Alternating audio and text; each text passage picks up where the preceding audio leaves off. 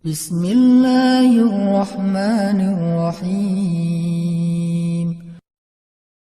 Syekh Al-Allamah Al-Hafiz Ibnu Abi Ad-Dunya rahimahullah. Nah, beliau menceritakan bahwa dulu para ulama kalau misalnya mereka lagi ketemu atau mereka lagi berkirim surat, mereka suka memberi nasihat kayak gini. Nasihatnya ini: Man aslaha sariratahu aslahallahu alaniyatahu. Wa man aslaha ma bainahu wa bainallah kafahullah ma bainahu wa bainan nas. Wa man ihtamma bi amri akhiratihi kafahullahu amrad dunyah. Nah, artinya apa? Siapa yang memperbaiki urusan-urusan yang tidak tampak tentang dirinya, maka Allah Subhanahu wa taala akan memperbaiki urusan-urusan yang tampak dalam kehidupannya.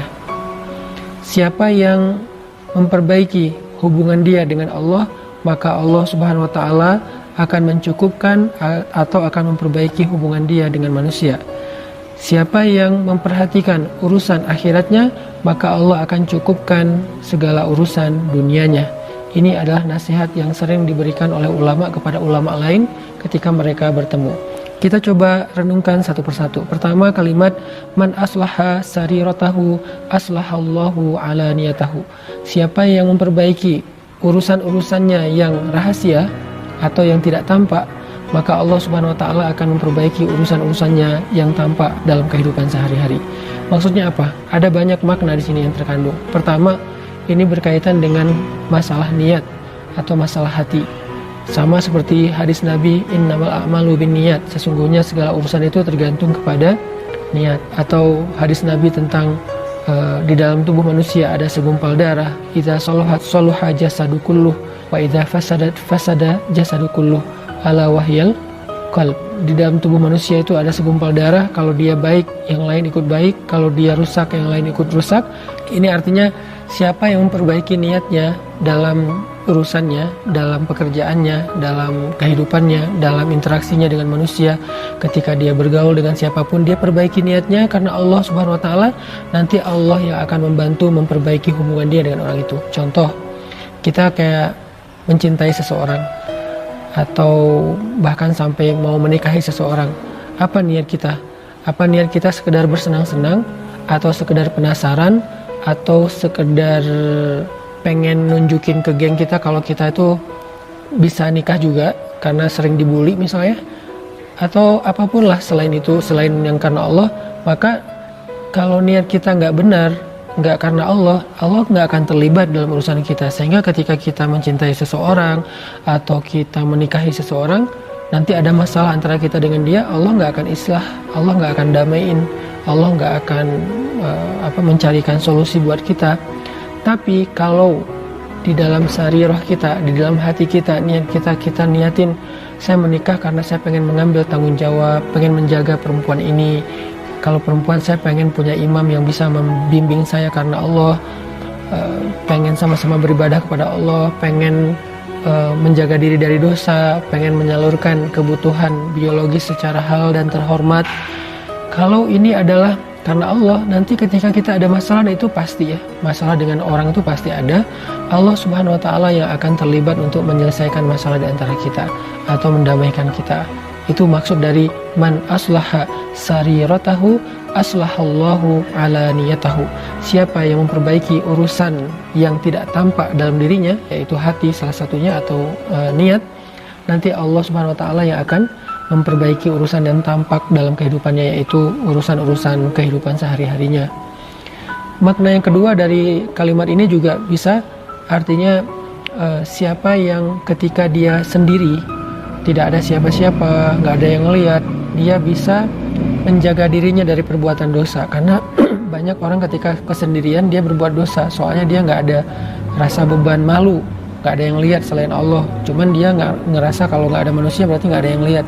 Nah, siapa yang ketika dia dalam kesendirian, tidak ada yang melihat, dia tetap bisa istiqomah, tidak berbuat dosa, apalagi bukan hanya tidak berbuat dosa, tapi malah dia bisa kayak beribadah, seperti hadis 7 golongan yang dapat naungan Allah pada hari akhirat nanti. Yang ketujuhnya adalah orang yang ketujuh apa yang keenam gitu, orang yang menghabiskan waktu sendiri di malam hari dengan berlinang air mata menangis. Nah, Jadi siapa yang ketika malam hari atau dalam kesendirian dia solih, man aslaha, memperbaiki urusannya, dia tidak berbuat dosa, aslahallahu ala niyatahu, maka nanti besok siang hari Allah akan memperbaiki semua urusan dia.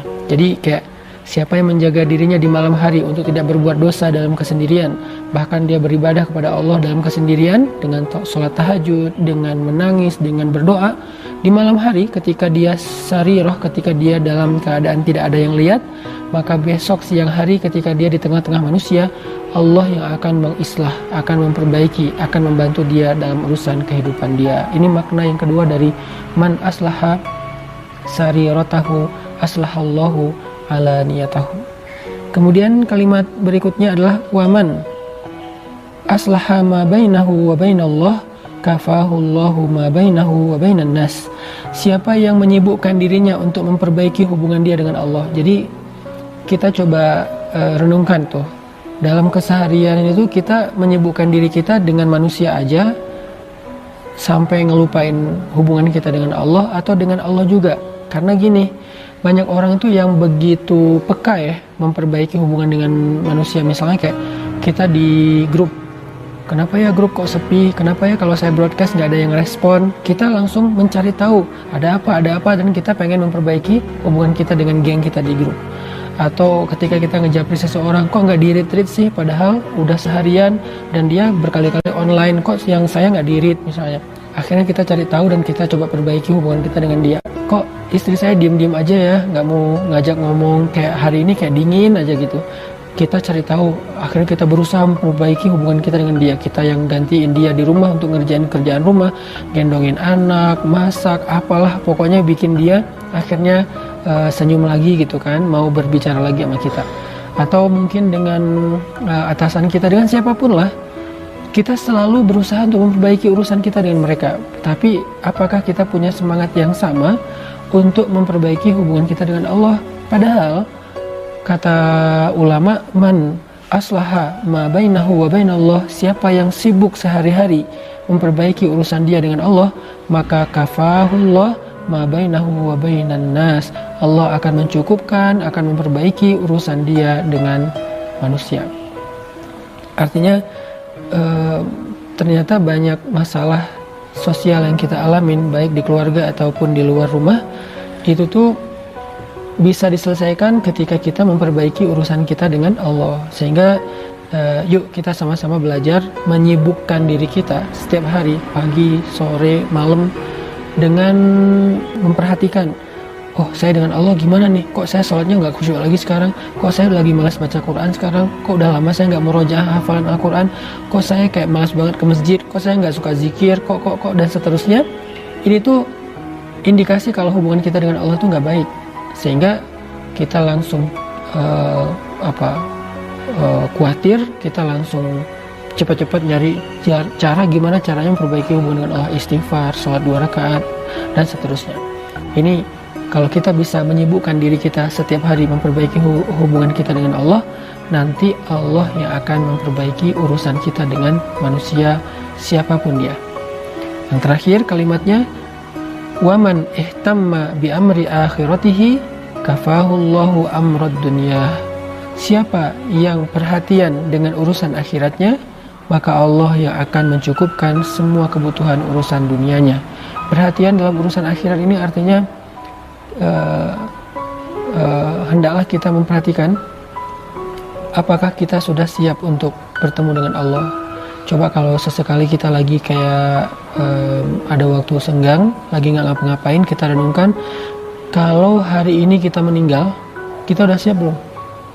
Kalau hari ini kita harus pulang kembali kepada Allah, kita udah siap belum? Nah ini nih namanya perhatian dengan urusan akhirat. Kalau hari ini kita meninggal, menurut kita nih secara jujur, kita tuh masuk surga atau masuk neraka nih? Kalau ditimbang-timbang menurut kita secara pribadi. Nah itu namanya dia perhatian dengan urusan akhiratnya. Kalau hari ini kita meninggal, kira-kira kita akan jadi orang yang beruntung atau akan jadi orang yang nyesel? Aduh, hidup saya di dunia tuh banyak habis waktu sia-sia, saya belum siap, saya pengen balik lagi ke dunia, pengen memperbaiki amal saya, atau gimana. Nah ini orang yang perhatian terhadap urusan akhiratnya. Jadi dia mikir bukan hanya urusan dunia. Kan kita suka mikir urusan dunia kan, misalnya kayak bulan depan saya pengen jalan-jalan, aduh nih udah akhir bulan, bisa nggak ya bayar semua kebutuhan kontrakan, kos-kosan, listrik, air, nafkah, apapun itu, bayar utang. Kita perhatiin banget, aduh apalagi yang kurang di rumah nih, aduh kayaknya itu kurang ini deh, kurang dekor deh, aduh kayaknya di sini nih kurang bagus deh pencahayaannya. Kita renovasi rumah, kita servis mobil, aduh kayaknya mobil aku udah nggak enak nih disetirin, servis. Motor kayaknya misalnya ganti oli, kerjaan kayaknya nih ada yang kurang, perbaiki kerjaan kita. Kita tuh perhatian banget dengan segala urusan dunia kita. Tapi apakah kita kayak gitu juga dalam urusan akhirat kita? Aduh sholat saya gimana nih, aduh zikir saya gimana nih, aduh amal sosial saya dengan manusia gimana nih. Karena urusan kita dengan manusia juga nanti ada hubungannya dengan akhirat. Kita punya hobi misalnya, teman-teman yang senang main skateboard, kan itu perhatian banget gimana cara ngulik trik gitu kan. Begitu juga anak-anak yang senang dengan trail, perhatiin banget gimana cara mereka bisa dapetin spot buat nge-trail off-road bareng gengnya, terus perhatiin apa yang perlu dipersiapkan, kayak gitu-gitulah. Membuat agenda, kapan bakal off-road bareng-bareng, weekend kapan kita jalan, kemana aja tujuannya. Gitu juga yang di kuliah, perhatiin banget hasil ujiannya, dapat IPK berapa. Apakah kita seperhatian itu terhadap urusan akhirat kita? Nggak masalah sih, dunia kita perhatian banget, tapi harus balance saja. Supaya apa kata Allah? Nah, kata ulama, siapa yang perhatian, siapa yang perhatian tentang urusan akhiratnya, maka Allah akan mencukupkan segala urusan dunianya. Pertanyaan sederhananya, kalau hari ini kita meninggal, kita udah siap atau belum? Inilah 3 nasihat yang sering di share oleh para ulama terdahulu ketika mereka saling bertemu. Jadi kalau misalnya kita pengen meniru kebaikan itu, karena harusnya setiap orang itu meniru kebaikan dari orang-orang yang sebelumnya, mulai dari nabi, sahabat, tabi'in, tabi'ut tabi'in, dan seterusnya. Jadi kita ittiba walladzina taba'uhum bi ihsan, orang-orang yang mengikuti mereka ini orang-orang soleh sebelumnya dengan sebaik mungkin, radhiyallahu anhum wa radu'an. Dan di Al-Fatihah juga kita berdoa dengan doa pengen mirip dengan orang sebelum kita. Ihdinas siratal mustaqim siratal ladzina an'amta alaihim, beri kami petunjuk ke jalan yang lurus, yaitu jalan orang-orang yang Engkau beri nikmat petunjuk sebelum kami. Nah, salah satu cara hidup lifestyle para ulama dulu adalah berbagi nasihat. Kalau kita nggak bisa berbagi nasihat pas ketemu dengan nasihat yang seresmi ini, sepanjang ini, ya udah kita pakai bahasa indirect aja deh. Indirect tuh, ini ada hadis nih bagus, ini ada nasihat nih bagus. Jangan lo dengar nasihat gua, kayaknya sok tahu banget kan. Jadi bisa kayak gitu juga. Intinya saling berbagi nasihat itu baik. Watawa sobil haq, watawa sobis sob. Mudah-mudahan 3 poin ini bisa jadi renungan buat kita, mengisi hari-hari kita lebih bermakna, lebih berkualitas, dan pastinya lebih asik. Tetap dapat dunia tapi tidak kehilangan akhirat, tetap ngejar akhirat tapi dunia tidak ditinggalkan. Oke, gitu aja. Kemudian ada yang nelfon nih. Barakallahu fiik. Assalamualaikum warahmatullahi wabarakatuh.